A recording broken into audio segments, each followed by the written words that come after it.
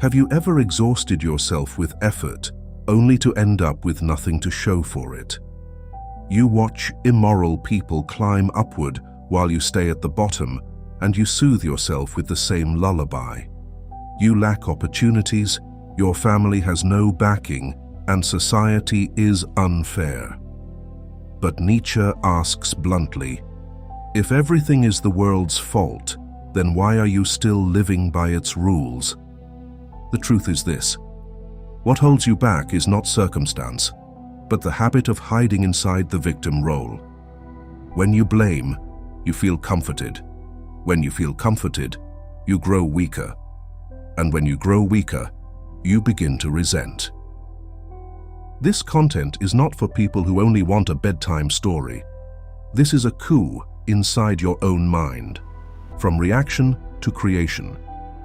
You will learn to see pressure as a forge, suffering as raw material, and yourself as a work being carved. No permission needed, no inspiration required.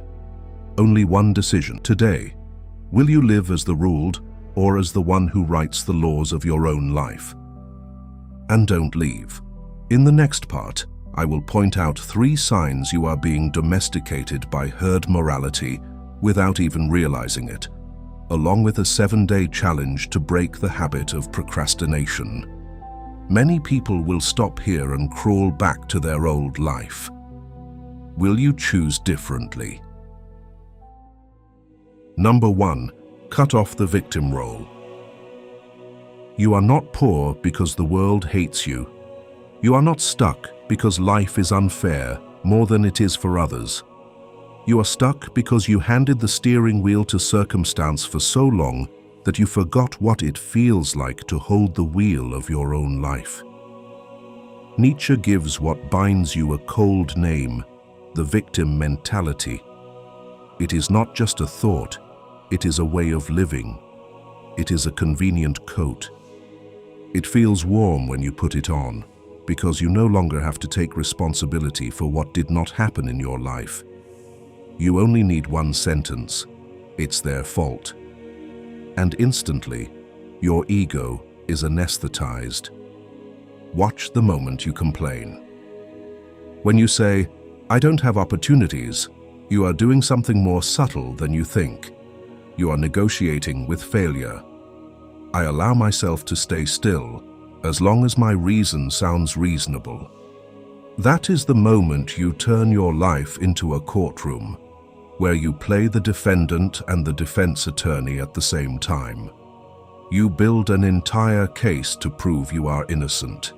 And yes, you are innocent. But you are also useless. Nietzsche does not care whether you are innocent. Nietzsche asks only one ruthless question: are you getting stronger or weaker? If you walk out of a day feeling relieved because you found someone to blame, you have become weaker. If you walk out of a day with a clear decision and a concrete action, you have become stronger. There is a sweet kind of poison society is very skilled at injecting into tired people. They call it encouragement. They tell you that you already tried, that you are good enough, that you do not need to be hard on yourself. It sounds like love, but sometimes it is only a way to keep you exactly where you are. Nietzsche says this: you are being domesticated. You are being trained to become a good person, living so you don't upset anyone, don't challenge anything, and don't demand anything.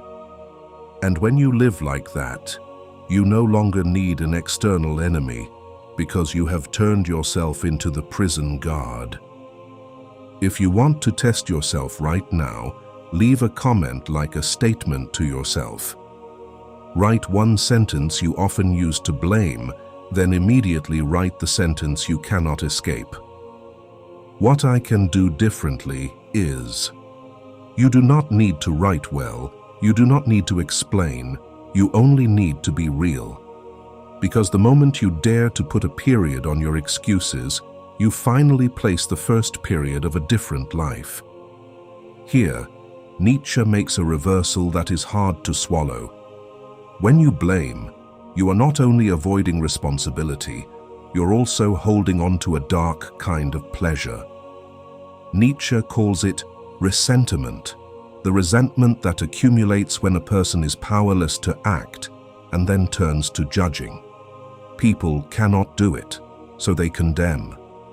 People do not dare to live, so they build moral codes to curse those who dare. People cannot bear feeling weak, so they invent the feeling of being right. You start believing you are kinder than the successful, more moral than the rich, deeper than those who make money. Those labels are like self-awarded medals. Viewers need to look straight at this point because it is the cleverest trap. You feel noble while your life is empty. Nietzsche proposes something that sounds cruel, but is actually liberation. Amor fati, love of fate. Do not mistake loving fate for a soothing, fine, I'll endure it. Amor fati is not bowing your head. Amor fati is standing upright and saying, everything that happens, even humiliation, even pain, even injustice, is my raw material. And Nietzsche stamps that spirit with a sentence. My formula for greatness in a human being is amor fati, that one wants nothing to be different, not forward, not backward, not in all eternity. You do not need the world to treat you fairly. You need to be strong enough to turn injustice into leverage. Epictetus, a Stoic, once said that people are not harmed by events, but by how they view events. Nietzsche goes further. How you view an event is how you create yourself. If you see life as someone being wronged, you will become someone being wronged. If you see life as a forge, you will become steel. You can begin with a simple challenge as sharp as a blade. For the next 7 days, every night, write a single line. Today, what I blamed others for is actually what is in me. After you write it, choose one small action to correct it tomorrow. You do not tell anyone. You work in silence, because real power is always quiet. And when you can do this, something strange will happen. The outside world will not change immediately, but the inside world changes first. You begin to see doors you once insisted were locked. You begin to see clearly that the victim role is not fate, it is a habit. And once a habit has been seen through, it loses its spell. Number 2. Stare into nihilism, because most people die in borrowed meaning. After you cut off the victim role, you will think you are free. But the moment you stand up, another abyss opens, even colder than circumstances, colder than injustice. That abyss is the question you have avoided by every means. So what now? When you no longer blame, you have nowhere to hide, and you begin to feel a huge emptiness in your chest. And that is exactly where most people collapse, not because life defeats them, but because they cannot endure the emptiness inside themselves. Nietzsche calls this state by a word that frightens people: nihilism. Nihilism is the moment ready-made meanings slip out of your hands. You once clung to roles to know who you were. Those things are not entirely wrong, but the problem is that you use them as a passport, so you would not have to answer the hardest question: what do I live for? When that question rings out, most people do not answer with will. They answer with noise. They throw themselves into work until they burn out, scroll until they go numb, love in a hurry to avoid loneliness, and entertain themselves constantly so they won't have to hear their own voice. They do not die because they have no goals. They die because they never created their goals. Look at a modern terrifying example. Someone wakes up, opens their phone, and sees others flaunting achievements, bodies, and wealth. Those images whisper that life is worth living only when you have what they have. And so that person starts borrowing meaning from the outside, the way you borrow light from a screen. Here, Nietzsche detonates a bomb not to destroy you, but to destroy the fake crutches you have leaned on for too long. God is dead. God remains dead, and we have killed him. Many people hear this and think Nietzsche is cheering for godlessness, but what he means is deeper than that. The old value system that once held the world upright has lost its force over modern people. When old faith collapses, people do not automatically become free. People easily become lost, then run to find a new god to cling to. Money, status, love, approval, extreme ideologies, herd morality. A society without the old god, yet unable to create new values, produces the most pitiful thing: people who are both skeptical and afraid, both weary of life and hungry to be saved. That is the formula of nihilism. Viktor Frankl, a survivor of the concentration camps, once said that a person can endure almost any how if they have a strong enough why. Nietzsche goes one layer deeper. You cannot hold on to a why if you only borrow it from the crowd. Borrowed meaning cannot withstand pressure. It breaks the moment life turns. A person who lives for praise collapses when criticized. A person who lives for a title panics when they lose it. A person who lives for love as salvation shatters when abandoned. And then nihilism swallows them because they have never forged an inner center. So what does Nietzsche want you to do when you face nihilism? Nietzsche does not tell you to run. Nietzsche does not tell you to fill the void with a cheap new belief. Nietzsche tells you to stare into the emptiness the way you stare into a dark room and stand still long enough for your eyes to adjust. When your eyes adjust, you begin to see what truly belongs to you, what no one stuffed into you. You begin to hear the voice you buried under noise. Creativity, the urge to grow up, the urge to be beautiful in the deeper sense. Nihilism, if you can stand still inside it, becomes a door. You can begin practicing with a simple ritual, but one that is ruthless toward illusion. Write down 3 things you call meaning in your life. Then ask 3 questions, each one like a cut that slices the rope. If no one knew, would I still want it? If tomorrow I lost this, who would I be? If I had to live today again and again forever, could I endure it? And then you begin to understand what Nietzsche wants to give you. The strong person dares to live as a creator, forging values, defining what is worth living, turning life into a work being carved. And once you can do that, you are ready to step into the next layer, where Nietzsche no longer talks about finding strength. Nietzsche forces you to create strength through something that terrifies 99% of people: the will to power, first and foremost, power over yourself. Number 3. The will to power is not about dominating others. It is about mastering the weakness within you.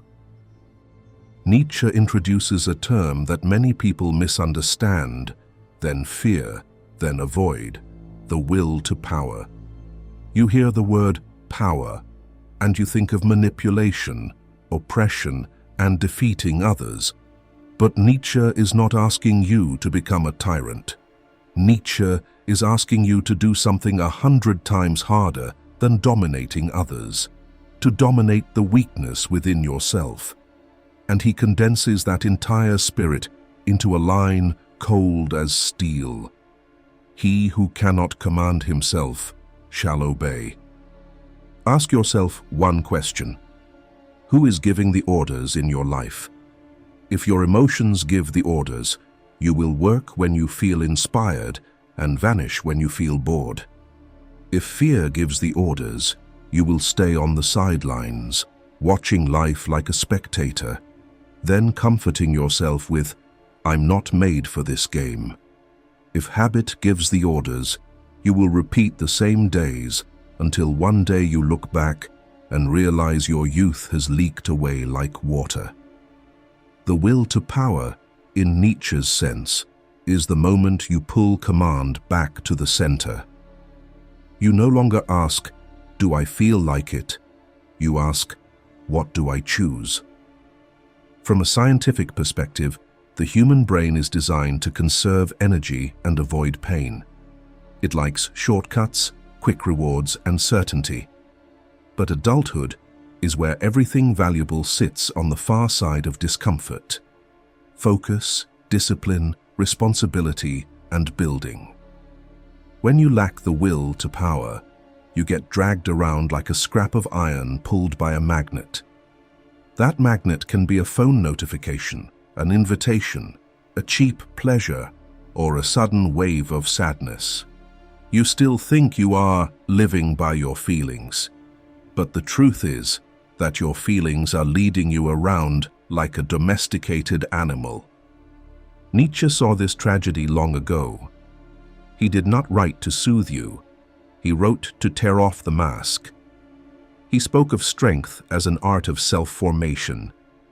The will to power is the ability to say no to your lower self so you can say yes to your higher self. Look at a common example today. Some people say they want to build a channel, start a business, transform their body, learn a skill, but they don't have time. Then you look closer, and you see their time chopped into fragments by just 15 minutes on the phone, meaningless conversations to kill time, and little self-rewards whenever they feel down. The problem is not the schedule. The problem is sovereignty. They are like a country with borders but no army, so anyone can walk in, pitch a tent, and take resources. The will to power is rebuilding your army. You protect your time, energy, focus, and dignity the way you would protect a fortress. Here, Nietzsche meets Aristotle at an interesting point. Aristotle said that we become what we repeatedly do, so virtue is a habit. Nietzsche would not call it virtue in the moral sense, but he agrees on the mechanism. You are created by what you repeat. When you say, "I will do it," and you actually do it, you begin to respect yourself. When you say, "I will," and then disappear, you humiliate yourself without anyone needing to criticize you. Every time you break a promise to yourself, you pull a brick out of the foundation. One day, you call it depression, disorientation, or a meaningless life. But sometimes it is simply the consequence of no longer believing your own words. You do not need to turn into a man of iron starting today. You only need a ritual to reclaim sovereignty. Choose the one thing you avoid most. It might be making a difficult phone call, sending a negotiation email, training for 30 minutes, sitting down to learn a skill, or saying no to an invitation. Do that one thing every day for 7 days. Do it in silence, and observe your reaction the way you would observe an animal exposed in its instinct. You will see that weakness is not frightening. And when you keep going, even as it tries to drag you back to the old place, you will touch something rare. The feeling that you have power over yourself. And this is the point Nietzsche wants you to understand before you move on. True strength is not falling. True strength is the ability to turn a fall into raw material. From here, you will learn how to turn suffering into a true forge, where pressure is no longer the enemy, but the sign that you are being tempered into steel. Number 4. Suffering is a forge. This path does not make life lighter right away, It often makes life heavier, at least in the early stages. Because suffering arrives like an uninvited guest, staring at you as if to ask, "Can you endure it?" Most people see suffering as an enemy, so they run. Nietzsche sees suffering as a forge through a line in Twilight of the Idols. From life's school of war, what does not kill me makes me stronger.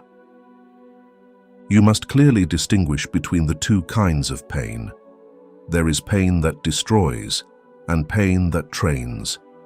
Destructive pain is what you endure without learning anything, what leaves you paralyzed. Training pain has purpose, direction, limits, and pain you choose to become a different person. Nietzsche does not advise you to cling to suffering like an addiction to tragedy. Nietzsche advises you to turn pain into material. The weak ask, "Why do I have to go through this?" The strong ask, "What is this teaching me about my limits, and how will I expand them?" Those two questions create two different lives. Let me tell you the story of a friend of mine, Anthony. Anthony walked out of an interview he had pinned all his hope on, then received a rejection email the very next day. In the past, the first path would appear fast, like a self-defense instinct. He began saying the market is all about connections, that capable people have no place, and that recruiters only want the right vibe rather than real competence. The pain in him turned into humiliation, and humiliation turned into resentment toward life. But that night, Anthony called me. He said he wanted to try the second path, the harder one. Anthony replayed the entire interview, then wrote down every small mistake he had not wanted to admit.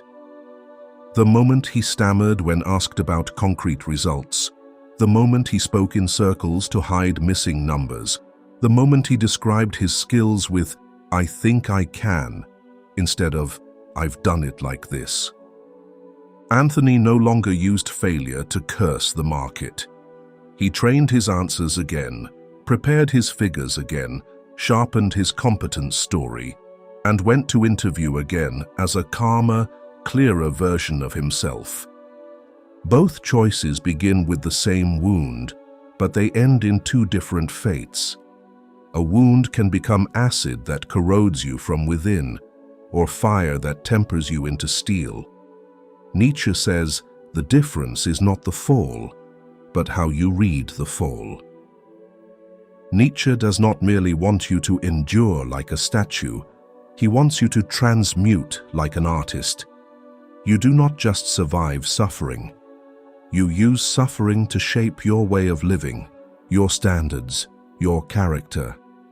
You turn wounds into aesthetics, not fake aesthetics, but the aesthetics of someone who has seen hell and still chooses to stand upright. You can feel this force in the smallest moments, when no one is watching. A morning when you wake up and do not want to work. An evening when you feel empty and want to reward yourself with something that numbs you. A moment when you are criticized and you want to react in wounded pride. These are the hot coals of the forge. If you run, you keep your old shape. If you stay, discomfort rises, then it recedes. It does not stay forever. When you stay still long enough, you understand that feelings are only weather, while you are the sky.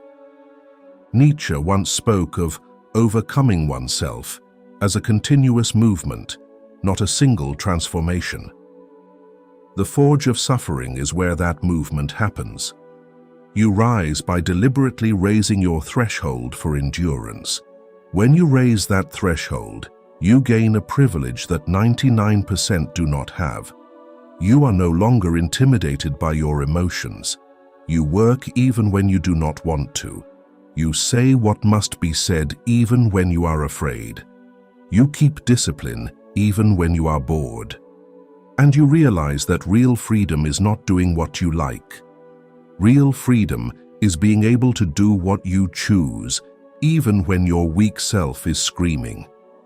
You need a practical method to turn pain into a forge, instead of turning pain into tragedy.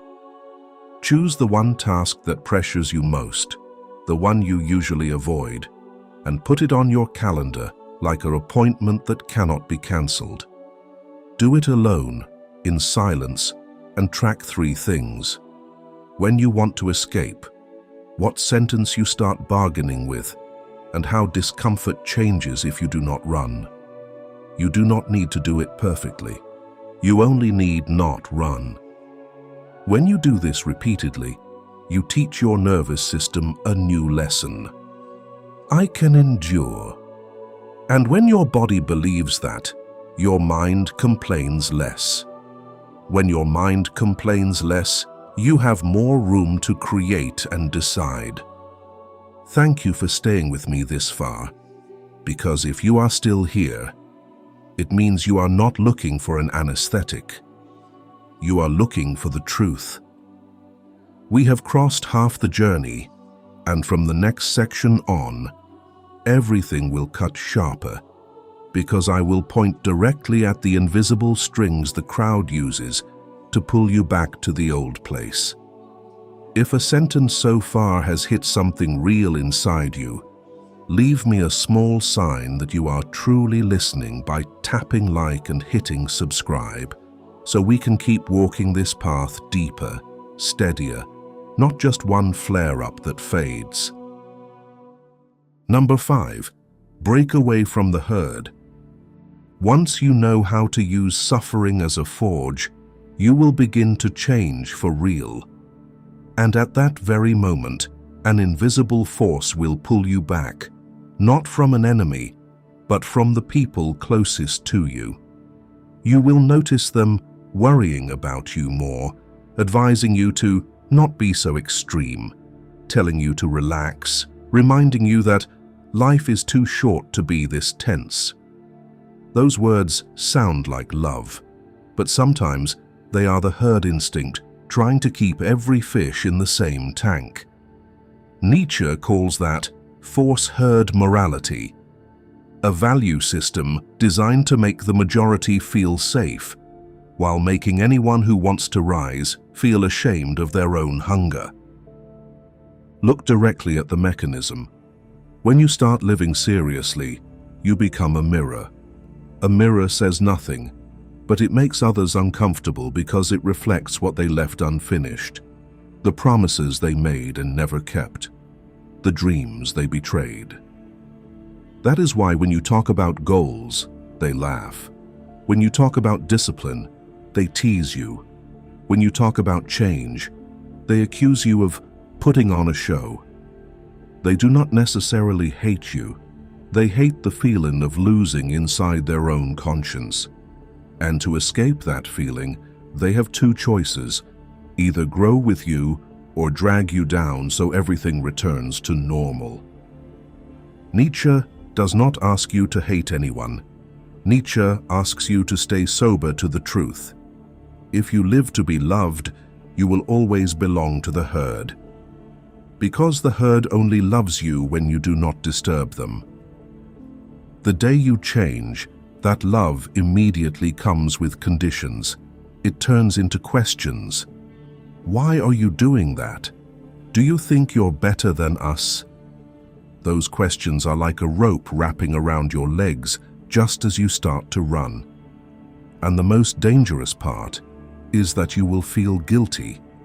You will think you are selfish for wanting to move forward. That is the herd's most subtle trap. It turns desire into sin. Imagine your life as a lake. Each person around you is a small stream flowing into that lake. If those streams carry mud, the lake will turn cloudy no matter how hard you try to filter it. You can meditate, you can read. But if every day you still sit in a circle that only complains, jokes around, and kills time, they will keep pouring mud into your mind. Social science has a concept very close to what Nietzsche is saying. People are more influenced by the behaviors and standards of their surroundings than they realize. If you live among people who train often, training feels normal.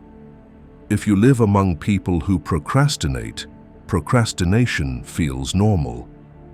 If you live among people who respect time, you feel ashamed when you waste it.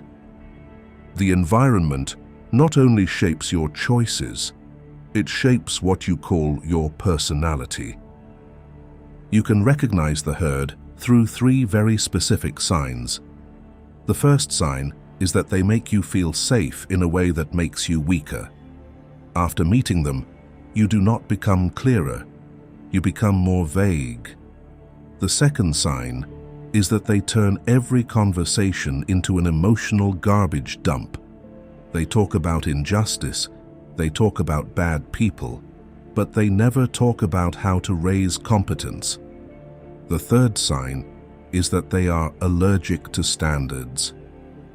They call discipline suffering. They call ambition greed. Breaking away from the herd does not mean you live alone forever. It means you change your standard of belonging. Nietzsche wants you to find people who make you slightly uncomfortable in a positive way because they live seriously. They do the work for real. They have standards, and they do not need you to vent. They need you to level up together. You can begin with one simple action. Choose one thing in your schedule, one social habit that makes you slip below your standards, and cut it for 7 days. You do not explain at length. You do not apologize. You simply say you are busy. And in that space, you deliberately place yourself in an environment with higher standards, even if you are not good yet. You can sit quietly in a class, join a community that works seriously, go to a gym, or read and take notes as if you were learning from a master. You do that not to seem different. You do it to save yourself from the normalization of mediocrity. When you break away from the herd, you will notice something mysterious but real. You no longer need to force discipline so hard because the new environment makes discipline obvious. You no longer have to fight temptation constantly because higher standards make temptation look cheap. And right then, you will recognize a deeper layer of freedom. Freedom does not come from having many options.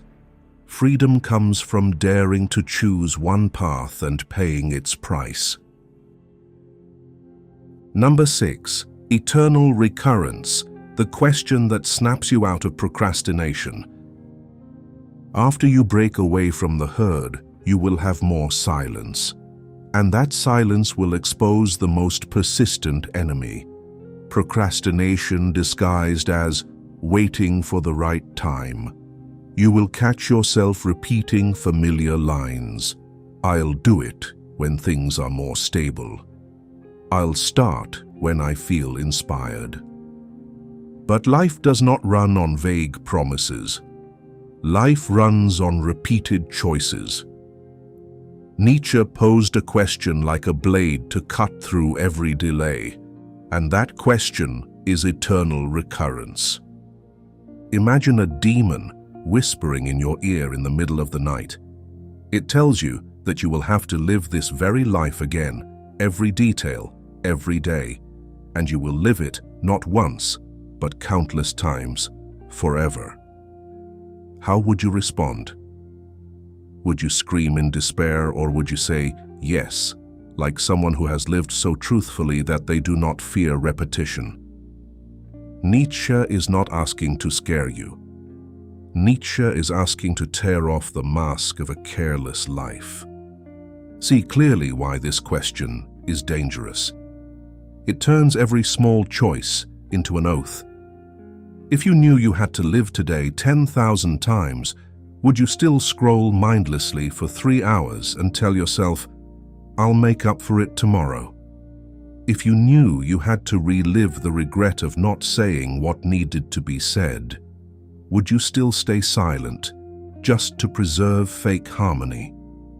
Procrastination dies the moment you see time as a merciless loop, because procrastination is really a form of self-hypnosis. You lull yourself with "not yet," while what you fear is not timing, but the price of beginning. Cognitive science has an interesting lens on procrastination. The brain likes certainty and hates risk, so it delays tasks with slow results, uncertain outcomes, and the possibility of disappointment. But Nietzsche would look more directly. Procrastination is a symptom of weak will, a will that has not yet dared to sign its name to its own life. A procrastinator is not simply lazy. A procrastinator is often someone afraid of seeing their real limits. You also need to see an even sharper truth. Procrastination does not only steal time, it steals dignity. Each time you say, "tomorrow," and do nothing, you teach yourself that your word is not trustworthy. Little by little, you stop believing in yourself.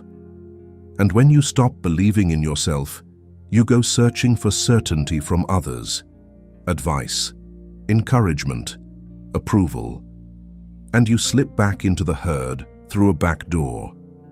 Nietzsche wants you to lock that back door. Nietzsche wants you to become someone whose words are commitments, not comforts. Eternal recurrence is not only a whip, it is a compass. It points to what is worth living.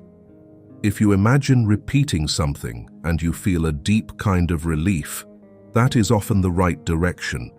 A workout that exhausts you but cleans you. A hard hour of study that leaves you bright. A truthful conversation, even if it is tense. A clean break, even if it is lonely.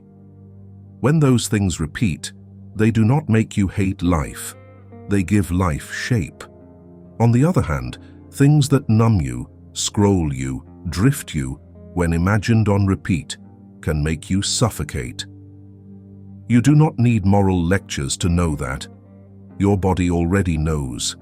You only need the courage to listen. You can turn eternal recurrence into a nightly ritual, and this ritual will kill procrastination better than any New Year's promises. Before sleep, choose one moment from your day and ask, if this moment repeated forever, would I be proud? If you are not proud, you do not curse yourself. You simply choose one small adjustment for tomorrow, small enough that you have no excuse to run. You adjust like a craftsman, not like a dreamer. When you do this consistently, you will see that time is no longer a burden dragging you along. Time becomes the material you are carving.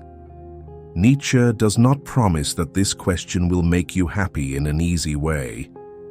Nietzsche promises that it will wake you up. And when you wake up, you no longer live by waiting. You begin to live by choosing. You begin to understand that freedom is not in tomorrow. Freedom is in how you treat today. In the next part, we will reach the final layer of this transformation, living like a work of art, becoming who you are, not the role the crowd wants you to play. Number 7, living like a work of art. Become who you are. At this point, you can see one thing clearly. Each day is a cut into stone, and time does not forgive unconscious cuts. But if you live only by dry discipline, you may become a machine that can endure, not necessarily a person worth living with. Nietzsche wants you to go beyond what is merely right and effective. He wants you to reach a deeper layer where life has form, style, presence, a beauty that is uniquely your own. He calls it becoming who you are. And the way to do that is to live like a work of art. Many people hear the word art and think it is romantic, meant only for painters, musicians, and writers. Nietzsche is not talking about a profession. Nietzsche is talking about how you exist. A work of art is not perfection. It has lines, rhythm, choice, and restraint. It says no to what is excess, so it can say yes to what is essential. You are the same. You do not need to turn your life into a stage. You need to turn your life into a form. What color does your day carry? What weight do your words carry? What scent do your decisions carry? You live like a work of art when you do not let cheap habits shape the spiritual face you wear. Imagine yourself as a rough block of stone. Most people live as if they rent their hammer from the crowd. They get carved into what is easy to sell, easy to like, easy to fit in. But true sculpting does not come from random blows. True sculpting comes from a hand with will and an eye with taste. Nietzsche wants you to become your own sculptor. You choose the cuts that create shape. You choose what must be removed. You choose what must be kept. And you do it not once, but every day. Here, science tells a story that fits Nietzsche well. The brain creates you through neural pathways. What you repeat becomes the easiest road to walk. You do not have a self like an object stored somewhere. You build a self like you build a fortress. The art of living is designing repetitions that shape a person with a consistent style. Style here is not clothing. Style is how you respond when you are insulted, how you behave when no one is watching, how you work when no one praises you, how you love when you have every right to leave. Those things create your signature. Living like a work of art also means you know how to use suffering to create depth, instead of using suffering to complain. Many people turn their wounds into an identity, then carry them everywhere like a name tag. Nietzsche would tell you to stop. A wound is not an identity. A wound is material. You do not deny it, but you also do not live to repeat it. You transmute it into a quality: calmness, endurance, understanding, precision, courage. You can begin sculpting with one very concrete principle without any daydreaming. Choose one artist standard for your life, just one, and make it more beautiful every day. You can choose sleep, because sleep is the foundation of presence. You can choose the body, because the body is the stage of will. You can choose a language, because words are both a weapon and an ornament. You can choose work, because quality is a signature. When you choose one standard and tend to it daily, you create an axis. That axis gives your life form, direction, and weight. And then you will see other things naturally arrange themselves around it, the way iron filings align around a magnet. The last thing Nietzsche wants you to understand is that becoming who you are is not searching for a secret self hidden somewhere in the past. It is not digging through memory to find the real you. It is the act of creating the real you through decision and repetition. You do not excavate identity, you forge identity. You do not wait for life to hand you a role, you write your own role. And when you live like that, you will rise above 99% in a very different way. You do not surpass them only in results. You surpass them because you do not live on applause. You live by an inner standard that makes each day worth repeating. And that is the rarest freedom. The freedom to become yourself, deliberately, beautifully, and at a price you are willing to pay. In the end, what matters most is not how much philosophy you have heard, but the moment you turn off the screen and return to your life. Because from that moment on, you will know who you are. Nietzsche does not promise life will become gentler.